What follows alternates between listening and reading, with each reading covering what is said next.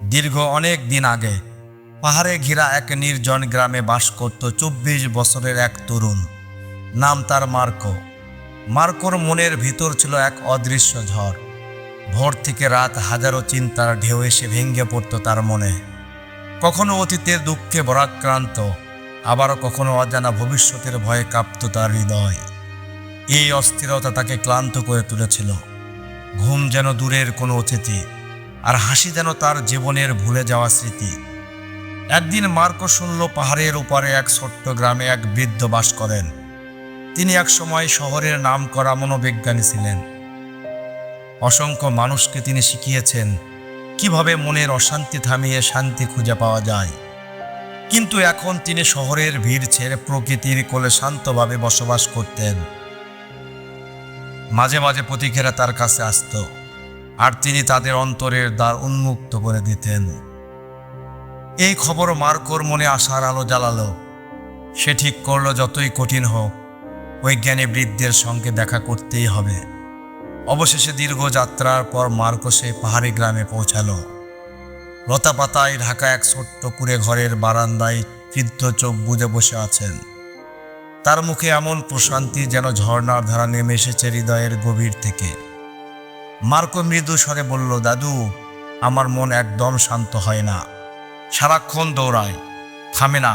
আমি শান্তি চাই, আপনি কি আমাকে সাহায্য করবেন? বৃদ্ধ ধীরে ধীরে চোখ মেলে এক উষ্ণ হাসি দিলেন। তারপর বললেন, তুমি শান্তি খুঁজছ? তাহলে একটি ছোট্ট কাজ করো। তিনি ভেতর থেকে এক গ্লাস পানি এনে পুরোপুরি ভরে দিলেন, এতটাই ভরা যে সামান্য ঝাঁকুনি হলেই পানি উপচে পড়বে। গ্লাসটা মার্কোর হাতে দিয়ে বললেন, এই গ্রাম ঘুরে এসে আবার এখানে ফিরে আসবে, কিন্তু শর্ত একটাই, এক ফোঁটা পানিও যেন না ঝরে। মার্কো অবাক হলেও রাজি হলো। ধীরে ধীরে সাবধানে পা ফেলতে লাগলো। চারপাশে ছিল কোলাহল, হাঁটাহাঁটি করছে মানুষ, খেলছে বাচ্চারা, কুকুর ঘেউ ঘেউ করছে, দোকানিরা ডাকছে। কিন্তু মার্কোর চোখ ছিল শুধু সেই গ্রামের ওপর। পৃথিবী যেন থেমে গেছে, শুধু পানি বাঁচানোই ছিল তার একমাত্র লক্ষ্য। ফেরার পর সে আনন্দে বলল, দাদু, আমি পারলাম, এক ফোঁটাও পানি পড়েনি। বৃদ্ধ হাসল, তারপর শান্ত স্বরে জিজ্ঞেস করল, ভালো, কিন্তু বলো তো, পথের বাচ্চাদের খেলা দেখছিলে? কুকুরের ডাক শুনছিলে? মার্কো বিস্মিত হয়ে বলল, না দাদু, আমি কিছুই শুনিনি বা কিছুই দেখিনি, আমি শুধু গ্লাসটার দিকে তাকিয়েছিলাম। বৃদ্ধ চোখে মমতা নিয়ে বললেন, এটাই তো আসল রহস্য। যখন মন পুরোপুরি বর্তমান মুহূর্তে থাকে, তখন অতীতের দুঃখ কিংবা ভবিষ্যতের ভয় কোনোটারই জায়গা থাকে না। তুমি শুধু পানি নিয়ে ভাবছিলে, তাই তোমার মন ছিল সম্পূর্ণ নীরব। ধীরে ধীরে মার্কোর চোখে সত্য উন্মোচিত হলো।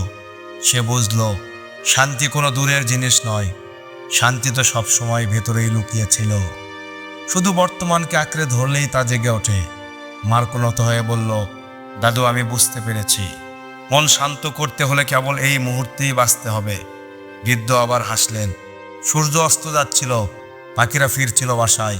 মার্কো তখন ফিরে চলল। তখন আর সে আগের মতো অস্থির তরুণ নয়। তার হৃদয় এখন প্রশান্ত, কারণ সে খুঁজে পেয়েছে নিজের মনের ভেতরের নীরব আশ্রয়।